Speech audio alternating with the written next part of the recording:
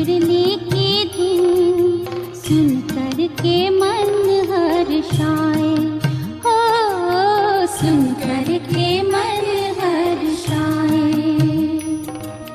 रास रचाए साथ तुम्हारे, रास रचाए साथ तुम्हारे, झूम झूम दिल ये गाए, हो झूम झूम दिल ये गाए। बाबा तेरी मीठी मुरली की धुन सुन कर के मन हर्षाए, हो सुन कर के मन हर्षाए।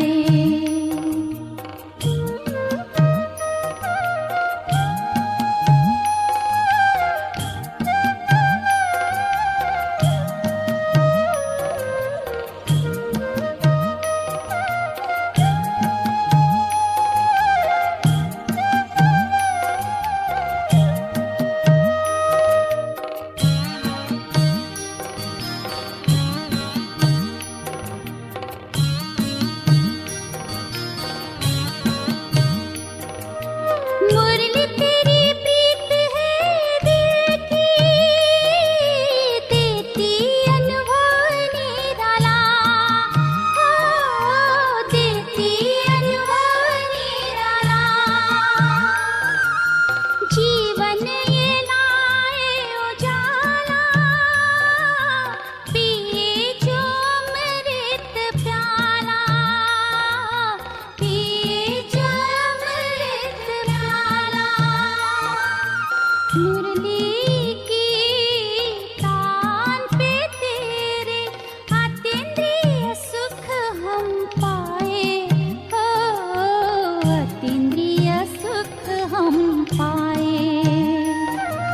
बाबा तेरी मीठी मुरली की धुन सुन कर के मन हर्षाए, हो सुन कर के मन हर्षाए।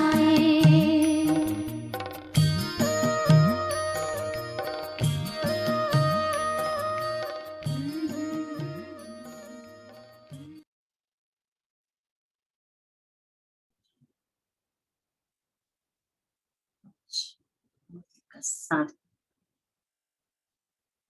मीठे बच्चे अपने आप से पूछो कि मैं कर्मेंद्रिय चित्त बना हूं। कोई भी कर्मेंद्रिय मुझे धोखा तो नहीं देती है। प्रश्न है, कर्मातीत बनने के लिए तुम बच्चों को अपने आप से कौन सा वायदा करना है? उत्तर है, अपने से वायदा करो कि कोई भी कर्मेंद्रिय कभी भी चलायमान हो नहीं सकती। मुझे अपनी कर्मेंद्रिया वश में करनी है। बाबा ने जो भी डायरेक्शन दिए हैं उन्हें अमल में लाना है। बाबा कहे, मीठे बच्चे कर्मातीत बनना है तो कोई भी कर्मेंद्रियों से विकर्म मत करो। माया बड़ी प्रबल है, आंखें धोखेबाज है, इसलिए अपनी संभाल करो। ओम शांति।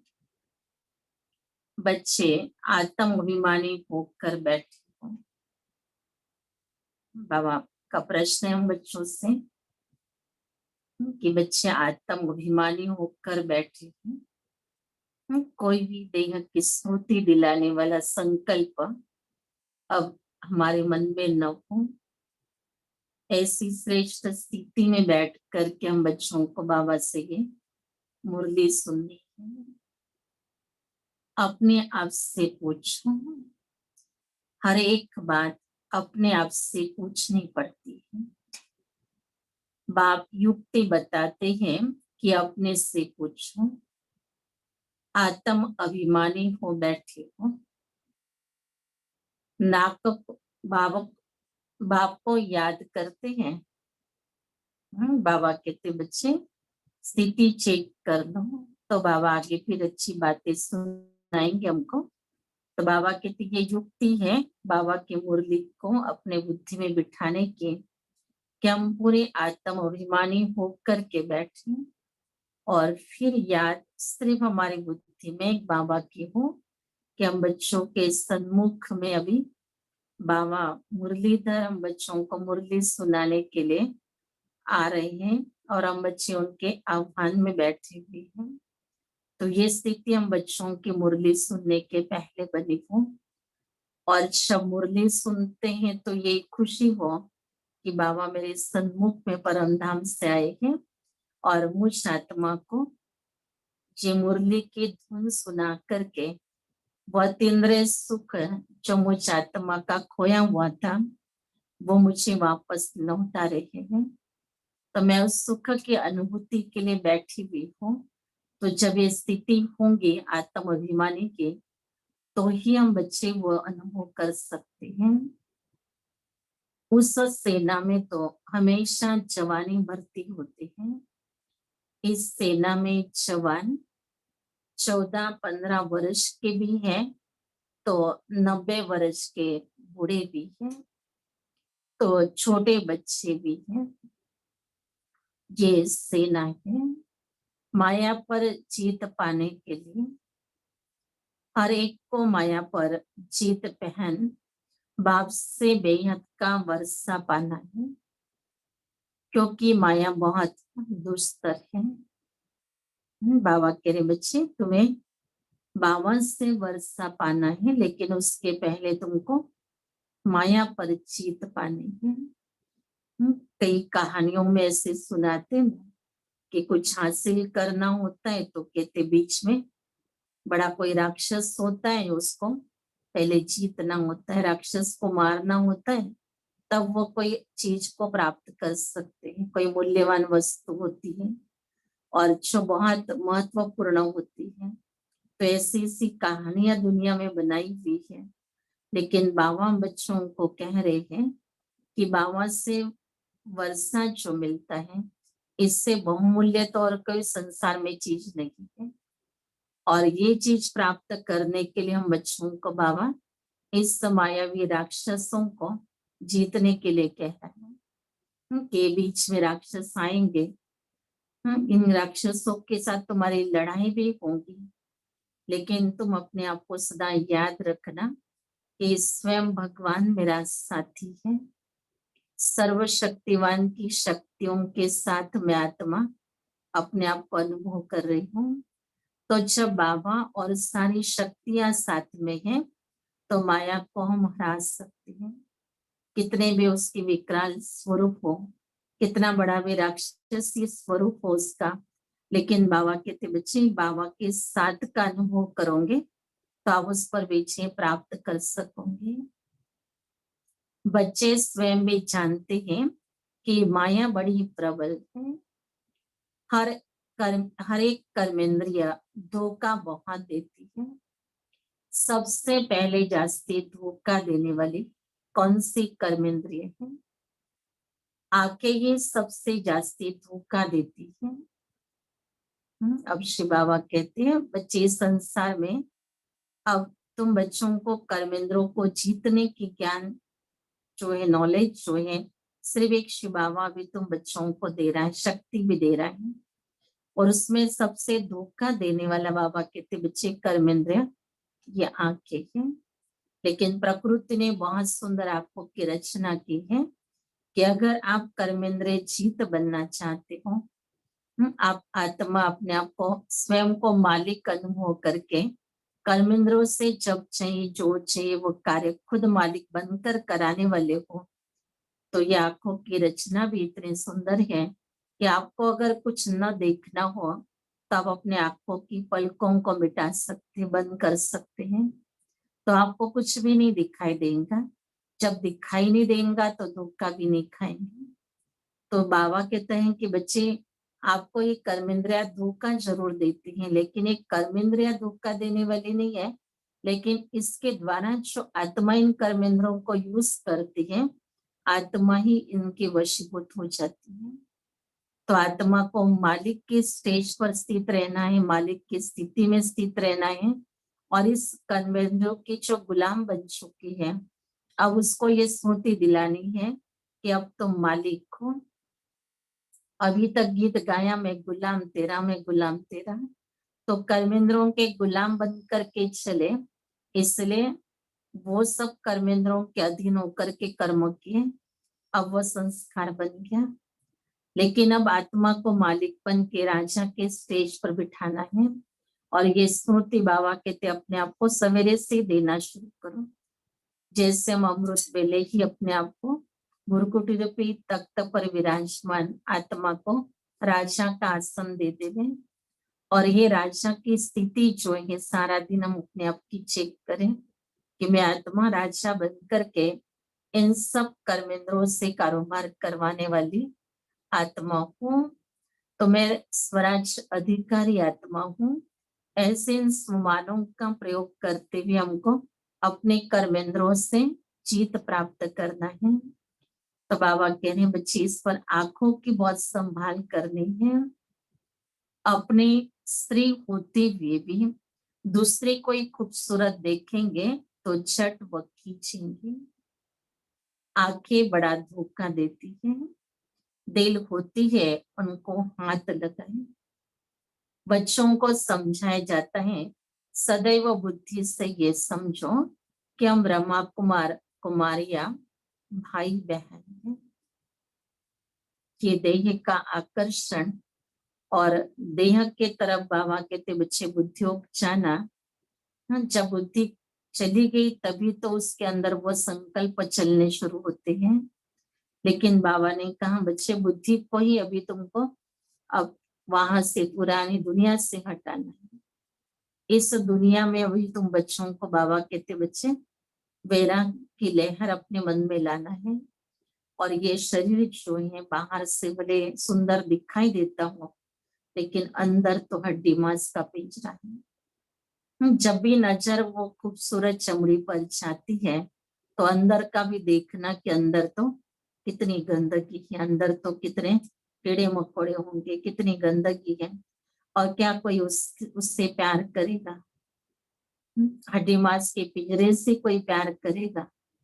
अगर वो दृश्य अपने आंखों के सामने लेकर के आए तो आंखें नम हो जाएंगी, आंखें धोखे से बच जाएगी। लेकिन हमको ये स्मृतियां लानी होंगी। जब देह के अभिमान में आ जाते, देह की स्मृति में स्वयं होते हैं, तो फिर ये ख्यालात भी आत्मा के अंदर इमर्ज होते हैं। इसलिए बाबा कहते बच्चे ये जब संकल्प अपने मन में टच होता है तो देखना चाहिए कि हम कौन सी स्थिति में हैं। बच्चों को समझाया जाता है सदैव बुद्धि से ये समझो कि हम रमा कुमार कुमारियां भाई बहन हैं। इसमें माया बहुत गुप्त धोखा देती है, इसलिए ये चार्ट पे लिखना चाहिए कि आज सारे दिन में कौन कौन से कर्मेंद्रों ने हमको धोखा दिया। सबसे जास्ती दुश्मन है ये आंखें। जो बाबा कहते अपनी ये पर्सनल डायरी, जैसे ब्रह्मा बाप ने भी बाबा के मिलने के पहले से ये प्रैक्टिस रखी थी, दादियों ने भी ये प्रैक्टिस रखी, क्योंकि बाबा ने ये सिखाया था अपने कर्मेंद्रों की दरबार भराओ और उनसे पूछो एक एक कर्मेंद्रों को कि आज तुमने कौन सा काम आज्ञा के बिना किया है, कौन से काम में तुमने आज मुझे धोखा दिलाया है। तो अपने आप से मुलाकात करने के लिए, अपने कर्मेंद्रों से मिलने के लिए कुछ समय बाबा कहते निकालना चाहिए, जिसको ही बाबा कहते चार्ट रखना है। और चार्ट में अपने कर्मेंद्रों से पूछताछ करके फिर उसकी हिस्ट्री लिख देना है कि आज क्या क्या हुआ है। सबसे जास्ती दुश्मन है ये आंखें, तो ये लिखना चाहिए फलाने को देखा हमारी दृष्टि पे। सूरदास का भी मिसाल है ना। बाबा कह रहे अभी तो हमें ज्ञान मिला हुआ है कि ये कर्म हमारा पाप कर्मों के खाते में जाता है, लेकिन भक्ति में भी सूरदास ने भी, बाबा कहते बच्चे, अपने आंखों को क्या किया, अपने आप को दंड दिया और अपनी आंखें फोड़ दी। लेकिन बाबा कहते बच्ची, ऐसा दंड तो बाबा नहीं देने के लिए कहता है, लेकिन बाबा ने बहुत सारी पवित्र बनने की युक्तियां बच्चों को बताई हैं। तो वो युक्तियां हमें अपने मन और बुद्धि को रोज स्मृति के रूप में दिलाते रहना है। जब भी कहीं दुनिया के अंदर हम बाहर निकलते हैं, आजकल तो घर बैठे हुए भी दुनिया को देख रहे हैं, लेकिन देखते हुए भी अगर ये संकल्प मन में आता है तो हमारी दृष्टि अपवित्र होगी, और ये अपवित्र दृष्टि परमात्मा के पास से दृष्टि ले नहीं सकती है। क्योंकि शिव बाबा ने कहा है कि बाबा से वही दृष्टि ले सकते हैं जिसके दृष्टि के अंदर बाप दादा समाया हुआ हो। अगर कोई देहधारी की बुद्धि में बात होंगी और उसके नयनों में उसकी छवि समाई हुई होंगी, और वो भले बाबा से दृष्टि लेने का प्रयास करें, वो बाबा की दृष्टि ले नहीं सकते हैं। इसलिए बाबा कहते बच्चे, भक्ति में भी इतने कड़े नियम थे, भक्ति में भी इसको बुरी बात मानी जाती थी। तो अभी तो आप बच्चों को समझ मिली है, अभी तो तुम्हें ज्ञान मिला है और इतना ऊंचा प्रारब्ध बनाने का लक्ष्य मिला हुआ है, तो अब तो इस बातों को अच्छी तरह से धारण करना है। तो बाबा कहते बच्चे, अपने चार्ट के ऊपर ध्यान रखो। सूरदास जी का मिसाल बाबा याद करा रहे थे कि अपनी आंखें निकालती है, अपनी जांच करेंगे तो आंखें धोखा जास्ती देती है। बाबा कह रहे अपना चार्ट देखोगे तो ये दिखाई देता है कि सबसे ज्यादा आंखें धोखा देती हैं। कई बार बाबा कहते हैं ना, आंखों ने कोई अच्छी चीज देखी, खाने की भी कोई अच्छी चीज देखी ना, तो उसको भी लालच के वश उठा के खा लेते हैं। वो तो कई बार चोरी भी बाबा कहता है उसको। तो कई बार अपने नियम मर्यादाओं को तोड़ना भी हो जाता है। तो बाबा देखता है बच्चों को कि कैसे आंखें धोखा देते हैं। इतने कभी चना दिखाई दिया, कभी जलेबी दिखाई दी, अब सोचते हैं 1 दिन 2 दिन 4 दिन 5 दिन 8 दिन हो गए, अब तो ये रोज दिखाई देती है। फिर संकल्प आता है कि एक बार खा लिया तो क्या अच्छा है, फिर आगे नहीं खाएंगे। और फिर देखेंगे आसपास कोई बिके तो नहीं है। अगर यहाँ कोई पहचानता है तो दूसरी जगह जा करके, दूसरे शहर में चले जाए, वहां कोई नहीं पहचानेगा। वैसे तो बॉम्बे बहुत बड़ी है, कहीं भी घूम सकते हैं, और हर जगह तो नहीं मालूम पड़ता है कि आप कौन से सेंटर से जुड़े हुए हैं। और बैच जेब में डाल दिया और जलेबी खा ली। लेकिन ये धोखा तो अपने आप को दिया ना। बाबा कहते देखो, ये आंखों ने धोखा दिया ना। फिर भले बाद में फिर बहुत आत्मा पश्चाताप भी करती है कि वो खाने के बाद क्षणभंगुर सुख मिला, लेकिन पश्चाताप बहुत लंबे समय तक का होता है। और ऐसे पश्चाताप के अंदर फिर बाबा को याद भी नहीं कर पाते हैं, और एक प्रकार की सजा अपने आप में अनुभव करते हैं। बाबा हम बच्चों को कह चुका है कि बच्चे, मैं तुमको तो इस समय पर दाल रोटी खाने के लिए कह रहा हूँ, लेकिन भविष्य में तुमको तो रोज 56 प्रकार का भोजन खिलाऊंगा। आज अगर 56 प्रकार का भोजन, 36 प्रकार का भोजन खा लेवे तो बीमार हो जाएंगे। इससे बाबा कहते बच्चे, आप मेरे दाल रोटी इस समय के लिए बहुत अच्छी है, यही सुख देने वाली है, यही तुम्हारा योगी जीवन बनाने वाली है।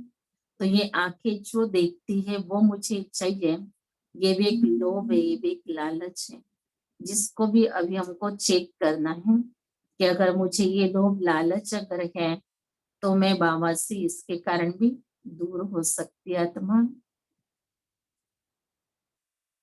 तो आंखों को बाबा के लिए चेक करो किस प्रकार से उसने धोखा दी है।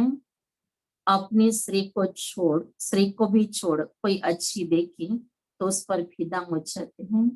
कोई गायन में होशियार होंगी, श्रृंगार अच्छा होगा तो आंखें झट चलायमान हो जाएगी। इसलिए बाबा कहते ये आंखें बहुत धोखा देती हैं। बल सर्विस भी करते हैं, परंतु आंखें बहुत धोखा देती हैं।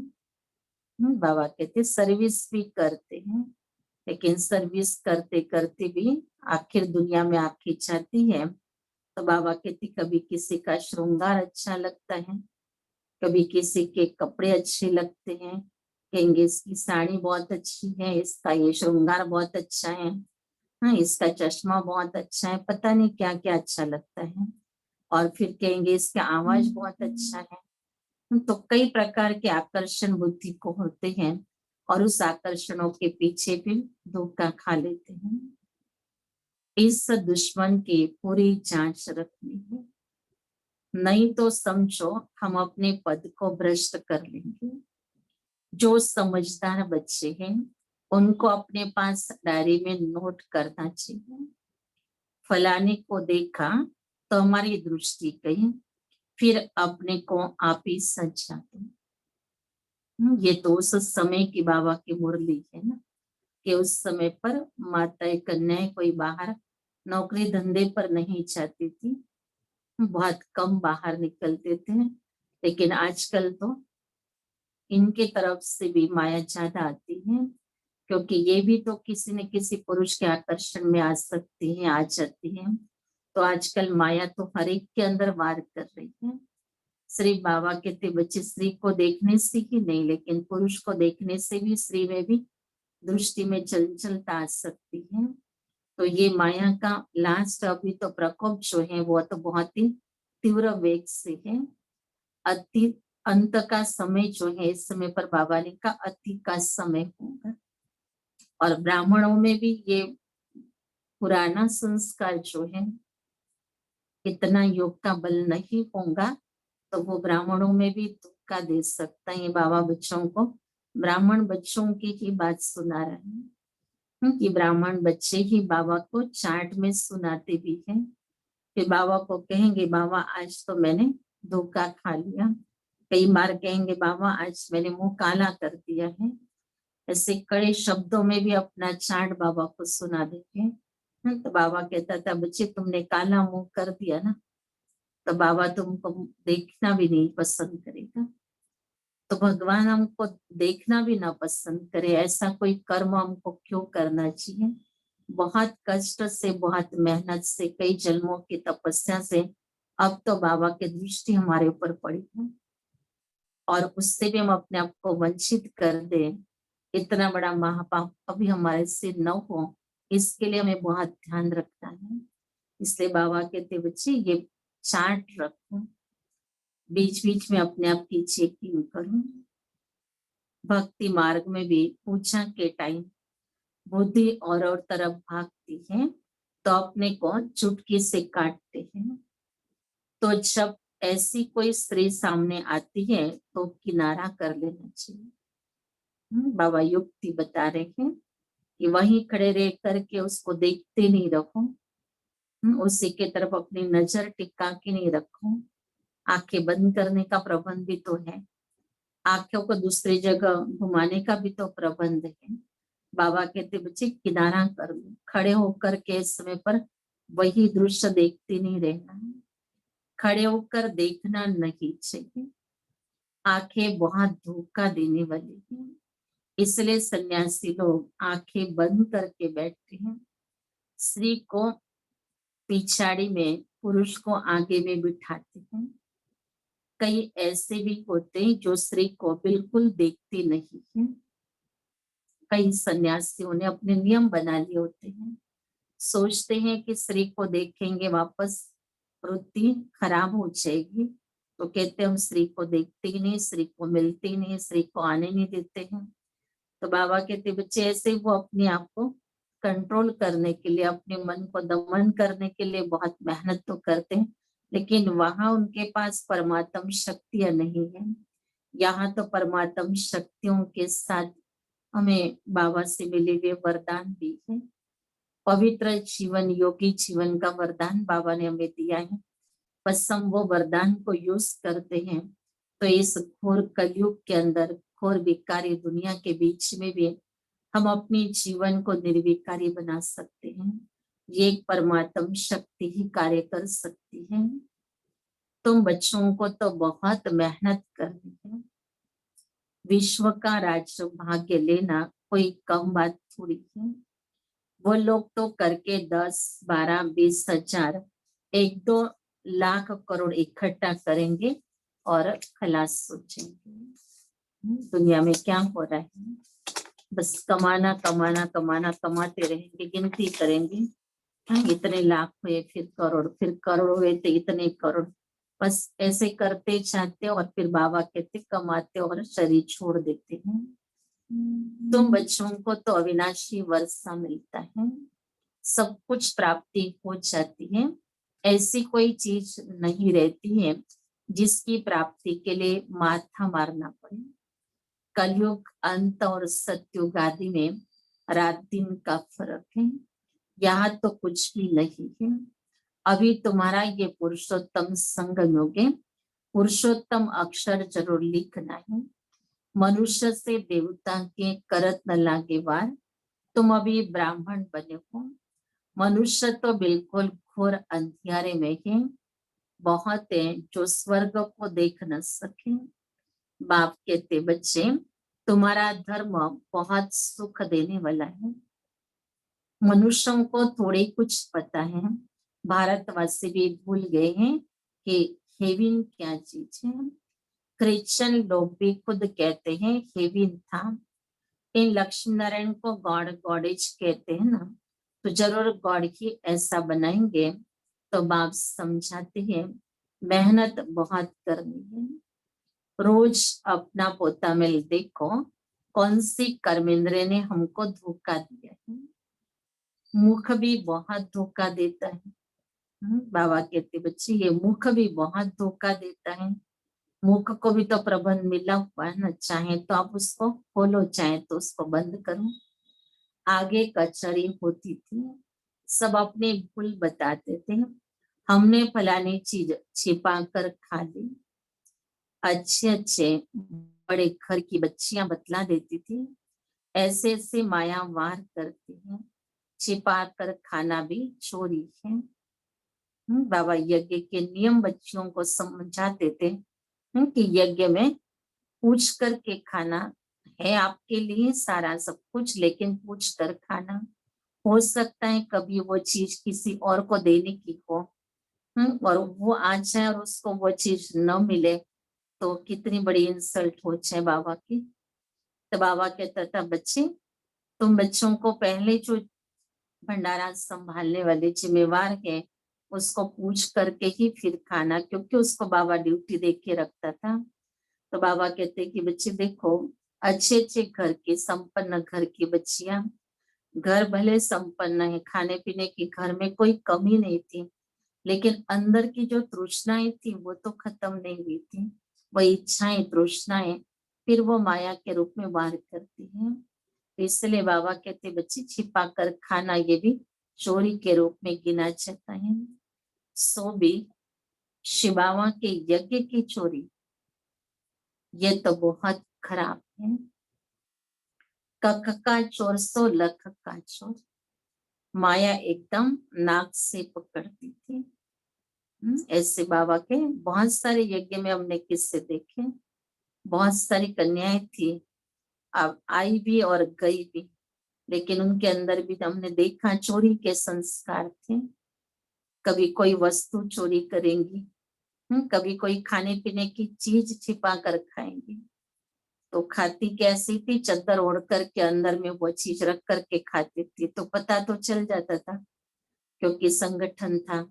लेकिन फिर भी आखिर वो चोरी जो उन्होंने छिपा कर खाया, बिना बताया खाया, आखिर धीरे धीरे उसका पाप चढ़ जाता है और यज्ञ का दाना पानी हमारा समाप्त हो जाता है। ये बहुत बड़ा एक दंड है कि भगवान जो हमको प्यार से खाना खिलाता है उसका भी तो हिसाब है ना, कि वो कहेगा कि मैंने तो आपके लिए इतना बड़ा भंडारा रखा है तो भी तुम चोरी करते हो। तो फिर जाओ दुनिया में देखो, कैसे तुमको खाना पड़ेगा, कैसे तुमको खिलाएगा कोई। लेकिन भगवान के घर की चोरी ये बहुत बड़ा हिसाब किताब बन जाता है। एक बहन तो थी, पहले सवेरे सवेरे बड़ा एक ग्लास भरकर दूध छिपा के रखती थी, क्योंकि मालूम था उसके पीछे कोई और दूध यूज करेगा। लेकिन धीरे धीरे हमने देखा कि उसको भी यज्ञ छोड़ करके जाना पड़ा।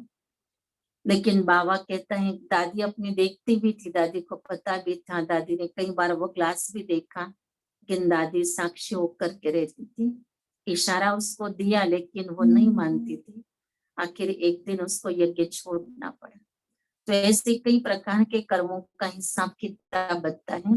बाबा कहते हैं, बच्चे यज्ञ में रहना है, तो बाबा को तो सच्चाई और सफाई पसंद है, और सच्चे दिल पर तो साहब राजी है। आप सच्चाई से चलो। अगर कुछ दिल खाने की दिल भी होती है, आप बाबा को कह दो। बाबा बहुत अच्छी तरह से प्यार से खिलाता है और प्यार से प्रबंध कराता है। हमने तो ये भी अनुभव देखे कि भाई बहनें भी जब बाबा को कहते हैं कि बाबा हमको ये खाना है, तो बाबा उनको ऐसे सेंटर का आकर्षण कराता है, और उस दिन सेंटर पर वो चीज जैसे बाबा उनके लिए बनवा के तैयार रखता है। पता भी नहीं चलता है बाबा ये क्यों बनवा रहा है, लेकिन जब उनको खिलाया जाता है तब वो यही कहते कि हमने बाबा को कहा था, बाबा हमको ये खाना है, और बाबा इतनी जल्दी हमारी बात सुनता है। तो जब प्रवृत्ति में रहने वालों की बात बाबा सुनता है, तो क्या यज्ञ में रहने वालों की बात नहीं सुनेगा? लेकिन ये यज्ञ में रहते हुए भी बाबा से जो अटूट प्यार होना चाहिए और निश्चय होना चाहिए, और अपनी जीवन स्वार्थ रहित होनी चाहिए, और निस्वार्थ भाव की जब सेवाएं हमारे मन के अंदर होती है, तो बाबा का बेहद का प्यार हमारे लिए बरसता है। लेकिन बाबा ये बातें हमें कर्मों की गति के हिसाब से समझाते हैं कि बच्चे ऐसा कर्म कभी भी नहीं करना। कख का चोर सो लख का चोर है। माया एकदम नाक से पकड़ती है। ये आदत बहुत बुरी है। बुरी आदत होंगे तो हम क्या बनेंगे? स्वर्ग में जाना कोई बड़ी बात नहीं है, परंतु उसमें फिर मर्तबे भी तो है ना। कहाँ राजा कहाँ प्रजा, कितना फर्क है। तो कर्मेंद्रिया भी बहुत धोखा देने वाली है, उनकी संभाल करना चाहिए। उच्च पद पाना है तो बाप के डायरेक्शन पर चलना है। बाप डायरेक्शन देंगे, माया फिर बीच में आकर विघ्न डालेगी। जैसे बाबा का डायरेक्शन है कि बच्चे तुमको ये नहीं करना है, ये नहीं खाना है, या पूछ कर ये कार्य करना है, तो माया उसमें विघ्न डालेगी। तब बड़े उल्टे सुलटे ख्यालात चलेंगे, कहेंगे हमको क्या पूछ के खाने की क्या जरूरत है, हम भी तो इस घर में मालिक है ना, हम भी तो समर्पित है ना, हमें क्यों पूछना है। तो बाबा कहते कई प्रकार से माया विघ्न डालेगी। जो एक मर्यादा को तोड़ा, दूसरी मर्यादा को माया और तोड़वाएंगी, तीसरी को तोड़वाएंगी, तो कई प्रकार के विघ्न माया डालेगी। अपने पास से एक भाई आता था, दादी जी ने बहुत सुंदर ज्ञानामृत का कलेक्शन करके रखा था, और वो सारे ज्ञानामृत बुक बाइंडिंग करके रखे, और दादी के पास एक छोटा सा शोकेस था जिसमें दादी ने वो लगा के रखा था। और तभी कोई ताला वगैरह भी लगाने की कोई बात नहीं, क्योंकि एक फैमिली के रूप में हम सबके साथ रहते हैं। तो धीरे धीरे वो भाई एक एक किताब लेके जाने लगा। दादी ने कहा ये क्या हो रहा है, 2 दिन के बाद एक किताब कम, 4 दिन के बाद दूसरा किताब कम, तो पता ही नहीं चल रहा है कि यहाँ से किताबें कैसे गुम हुई है। तो धीरे धीरे एक बार पकड़ में आ गया। फिर दादी ने उस समय पर एक लॉक खरीदा और उस लॉक को कपाट को लगाया, तो फिर वो बात कंट्रोल में तो आई। लेकिन जिसने वो किताबें चोरी करके लेके गया, वो भी बाबा के ज्ञान से अपने आप को कमजोर हो गया। उसके अंदर भी वो ताकत नहीं रही, क्योंकि चोरी कर करके ले जाते थे, और जब मालूम पड़ा किसी के द्वारा कि ये लेके जाते हैं, इनके घर में ये पड़ा है, तो जब पूछा तो कहा हमारा भी तो बाप है ना, हमारा भी तो बाप का घर है ना, तो हम तो बिना पूछे लेके जाएंगे ना, बाप के घर से पूछने की क्या जरूरत है। तो इस प्रकार से उसने अब दादी को जवाब दिया। तो ऐसे भी कई प्रकार से माया अलग अलग प्रकार का अभिमान पैदा करती है, तो ये भी सब विघ्न है। बाबा के डायरेक्शन पर चलने में, बाबा जो में डायरेक्शन देता है माया अलग अलग प्रकार से उसमें विघ्न डालती है। ये विघ्न कभी पर्सनल लाइफ के होते हैं, कभी यज्ञ के कार्य में भी विघ्न विघ्न का रूप बन जाता है। बाप कहते भूलो मत, नहीं तो अंत में बहुत पछताओगे। बाबा तो अभी प्यार का सागर है, तो प्यार से समझा रहा है।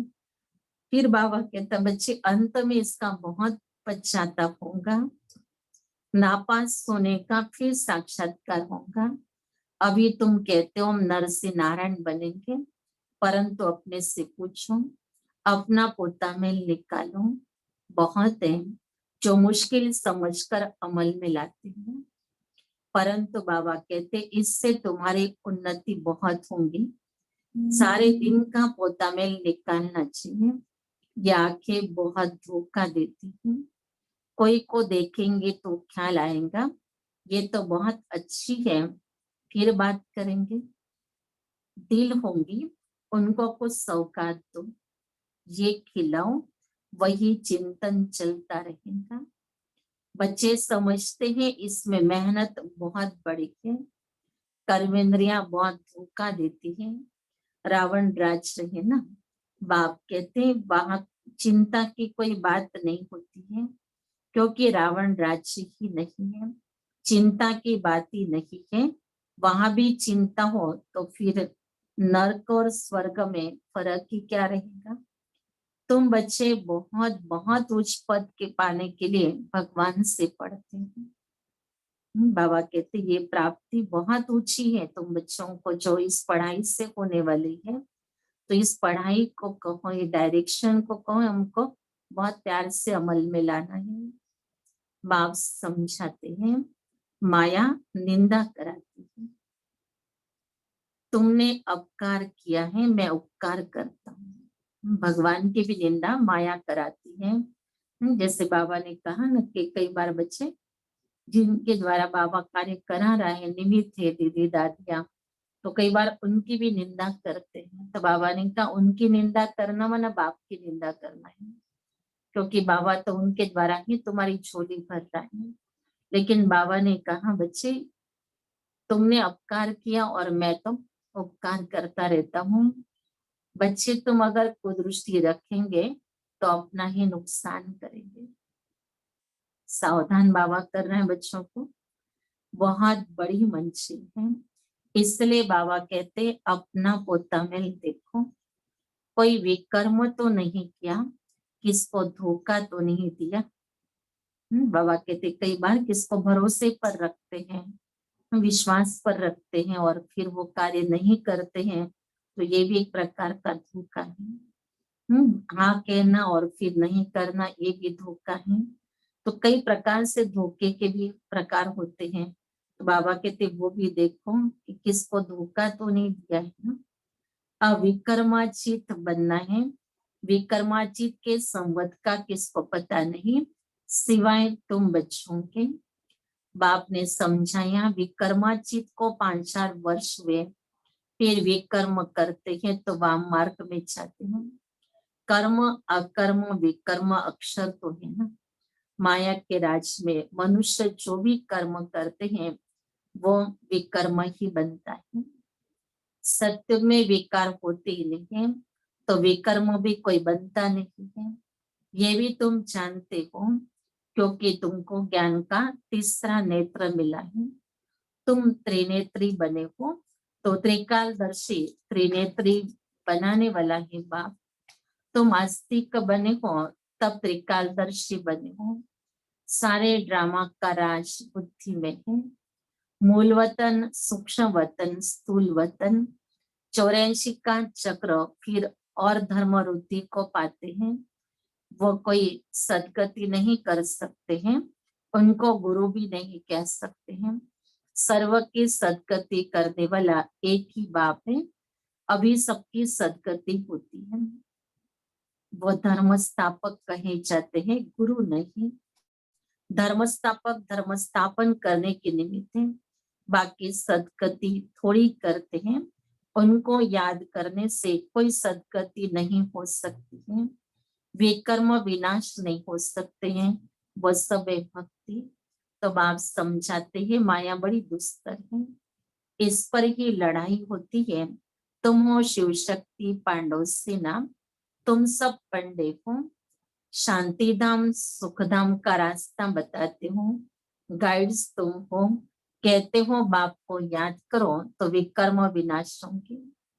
और फिर दूसरे तरफ अगर कोई पाप कर्म करेंगे तो 100 गुना पाप लग जाएगा।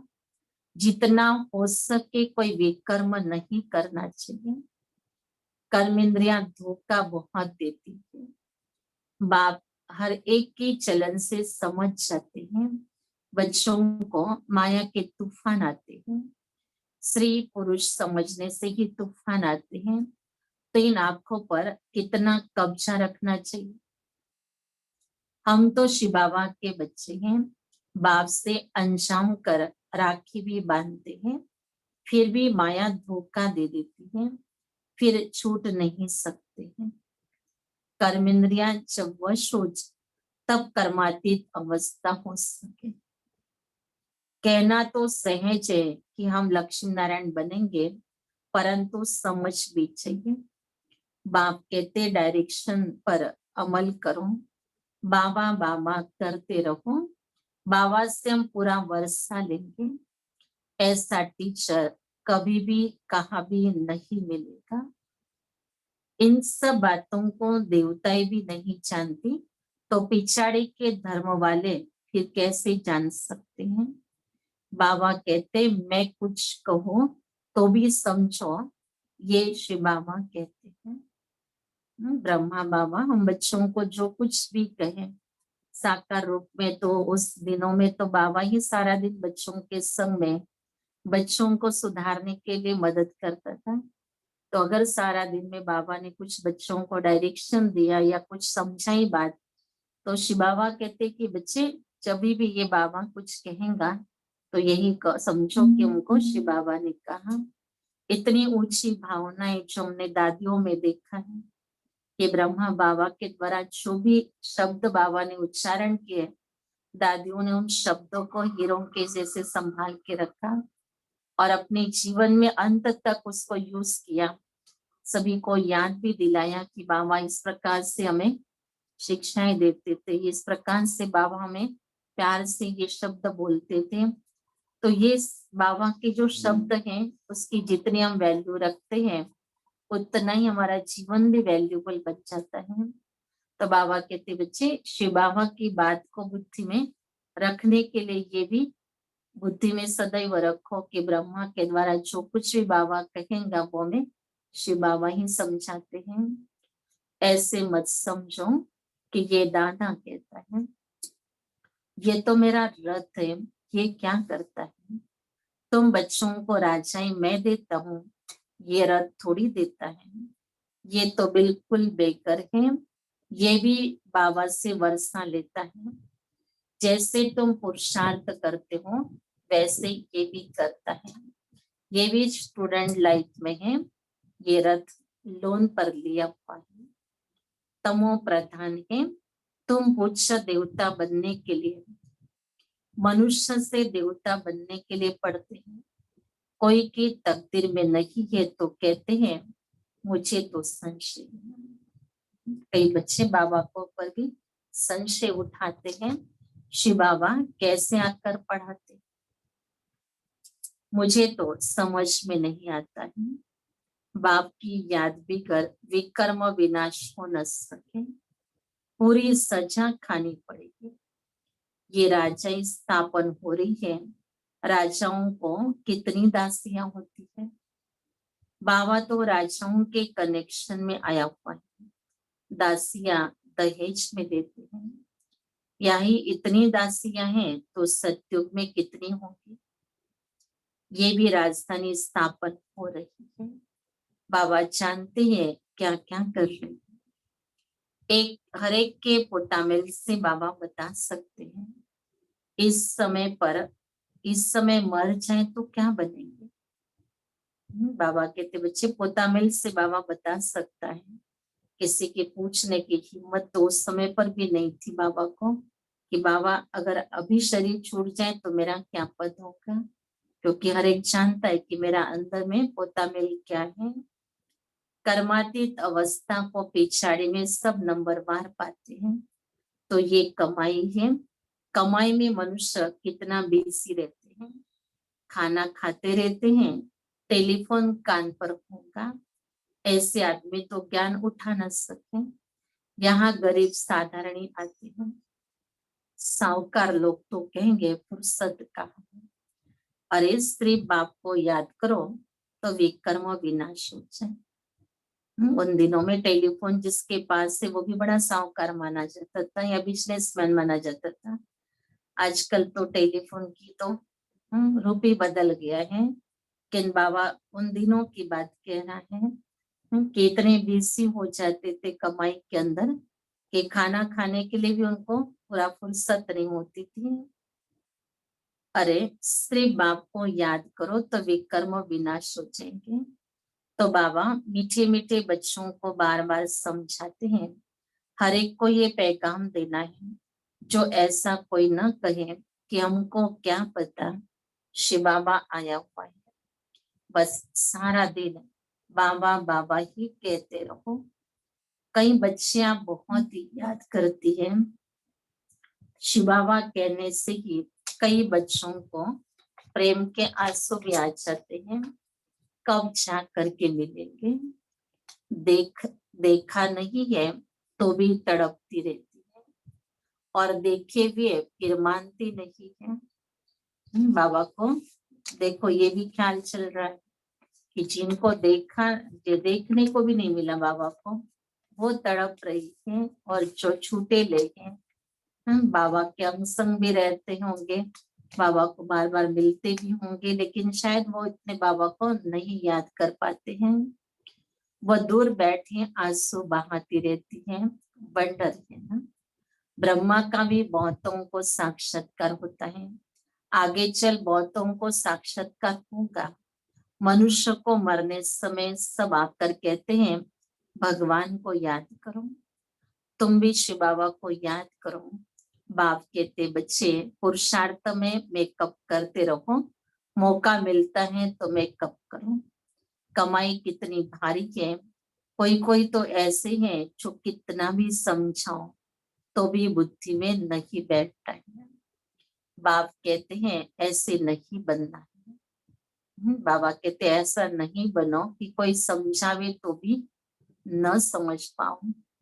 तो ये भी तो एक बहुत बड़ा हमारा कमाई में घाटा हो जाए, क्योंकि हर समय की अपनी जरूरत होती है।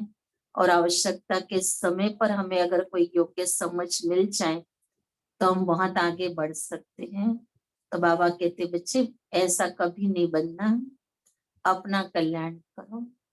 भगवान आकर के समझाने दे रहे हैं, उसको समझने के लिए अपनी बुद्धि को सही सलामत रखे कि हम बाबा की बात को समझ सके। अगर नहीं समझा तो फिर कमाई नहीं कर सकेंगे। अपना कल्याण करो, बाप की श्रीमत पर चलो। तुमको बाप पुरुषों में उत्तम बनाते हैं। ये है एम ऑब्जेक्ट। बाबा सर्विस के लिए कितनी युक्तियां बताते रहते हैं। संदेश तो सबको देना है, जो समझे ये तो बरोबर सच कहते हैं। इस लड़ाई से ही खास भारत में आम सारे विश्व में सुख शांति होगी। ऐसे ऐसे पर्चे सभी भाषाओं में छपाने पड़े। भारत कितना बड़ा है, हर एक को पता होना चाहिए। जो ऐसे कोई न कहे कि हमको पता ही नहीं पड़ा। तुम कहेंगे अरे एरोप्लेन से पर्चे गिराए, अखबार में डाला, तुम जागे नहीं, ये भी दिखाया हुआ है। अच्छा, मीठे मीठे सिखलते बच्चों प्रति माता पिता बाप दादा का याद प्यार और गुड मॉर्निंग। रूफानी बाप के रूफानी बच्चों को नमस्ते। रूफानी बच्चों के बाप दादा को याद प्यार, गुड मॉर्निंग और नमस्ते। धारणा के लिए मुख्य सार है। पहली पॉइंट से स्वयं में जो भी बुरी आदतें हैं उनकी जांच कर उन्हें निकालने के लिए मेहनत करनी है। अपना सच्चा सच्चा पोता मिल रखना, बाप के डायरेक्शन पर चलना। दूसरा, ऐसा कोई कर्म नहीं करना जिससे बाप का नाम बदनाम हो। अपनी उन्नति का ख्याल रखना, जरा भी कुदृष्टि नहीं रखनी है। वरदान, देह अभिमान के त्याग द्वारा श्रेष्ठ भाग्य बनाने वाले सर्व सिद्धि स्वरूप को त्याग करना है। तो देह के अभिमान का त्याग करना है, ये सबसे बड़ा त्याग है जो हमारा श्रेष्ठ भाग्य बनाने वाला है। तो अभी देखिए अपने अंदर के कौन सा अभिमान लेकर के हम भगवान के पास बैठे हैं। भगवान के आगे अभिमान करने जैसी कौन सी बात है हमारे अंदर। अभी तो वैसे भी देखा तो ना कोई गुण है, ना कोई शक्तियां हैं, ना कोई प्राप्तियां हैं। सब प्रकार से आत्मा कंगाल हो चुकी है, लेकिन फिर भी माया की जो देन है अभिमान, बाबा कहते बच्चे उसका त्याग करो। तो इसलिए अपने आप से ध्यान जरूर करना है कि मैं भगवान के सामने बैठी हूँ, भगवान के साथ चल रही हूँ, वो मेरे साथ साथ है और मैं उसके साथ अभिमान से चल रही हूँ। तो कैसे बाबा को लगता होगा।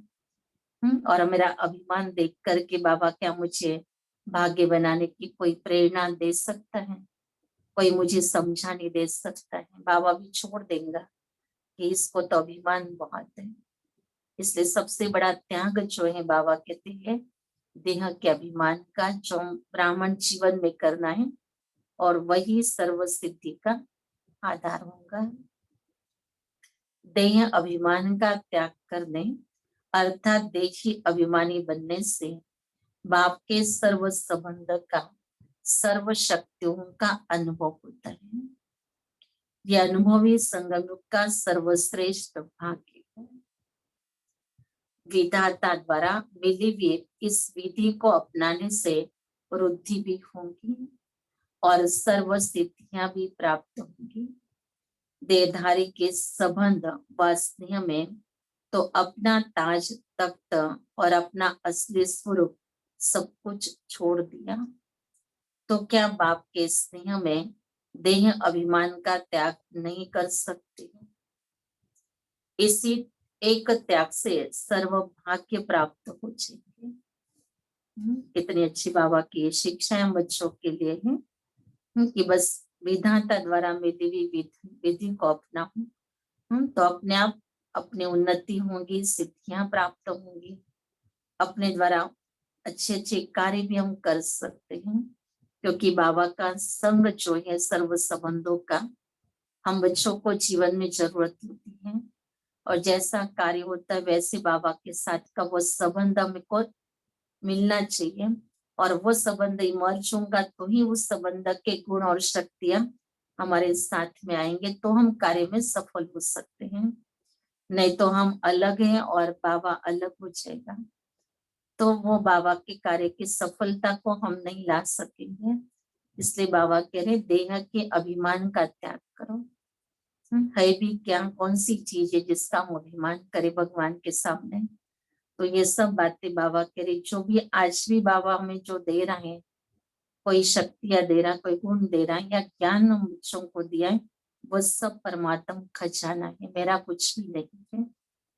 अगर वो देता नहीं था तो हम क्या कर सकते थे? और उसी का भी अगर हमने अभिमान उसी के सामने किया, देने वाले के सामने, तो आगे तो वो हमें कुछ भी नहीं देगा।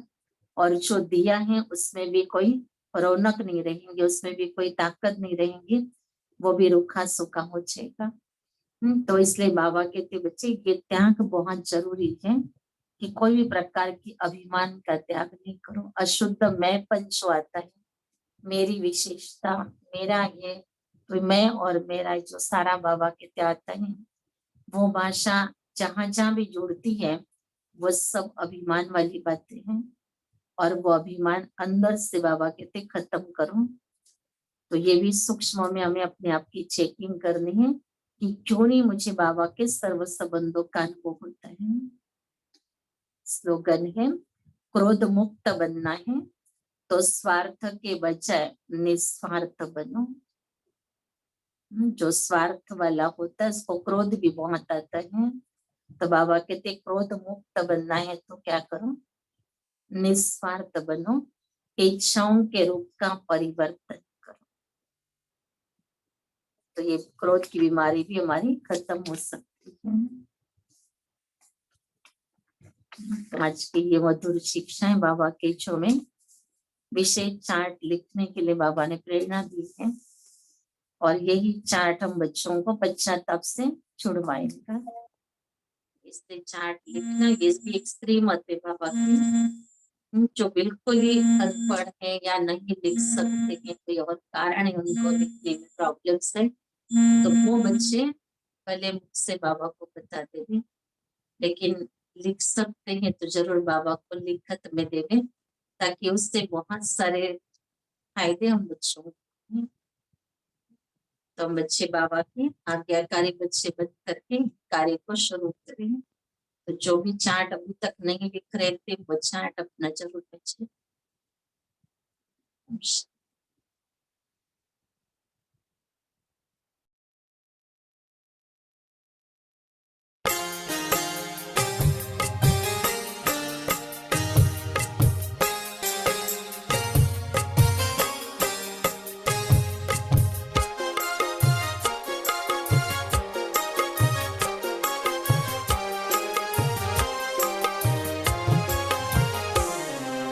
मस्तक सिंहासन पे हम आत्माएं, राजन बने और शासन चलाएं। कर्मेंद्रियां कर्मचारी हमारी, भ्रिकुटी बीच दरबार अपना सजाएं। मस्तक सिंहासन पे हम आत्माएं, राजन बने और शासन चलाएं।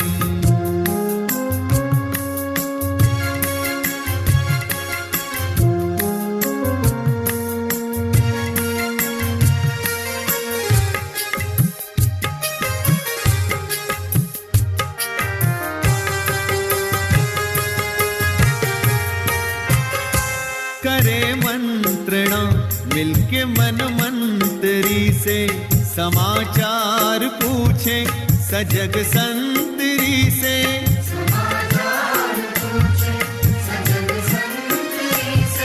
बड़ी सावधानी से इस राजधानी को माया की छाया से पल पल बचाएं। मस्तक सिंहासन पे हम आत्माएं, राजन बने और शासन चलाएं।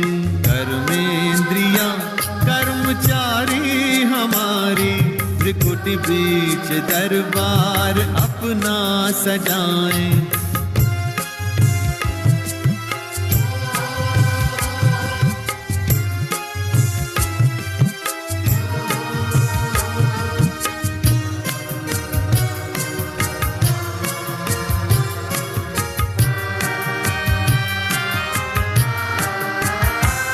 है बुद्धि का मुंसिफ बड़ा न्यायकारी, मैं राजा भी राजी सुखी जनता सारी।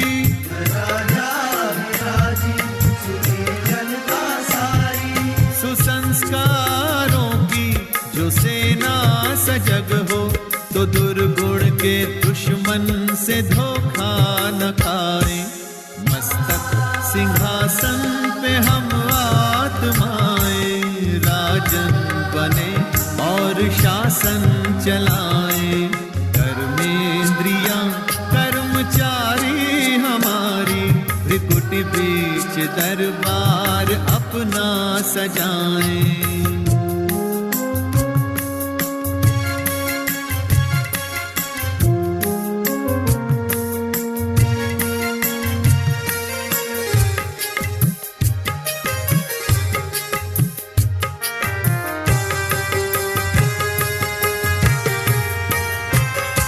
खुदा दोस्त की हम पे है छत्र छाया, कि खोया हुआ राज फिर से दिलाया। खोया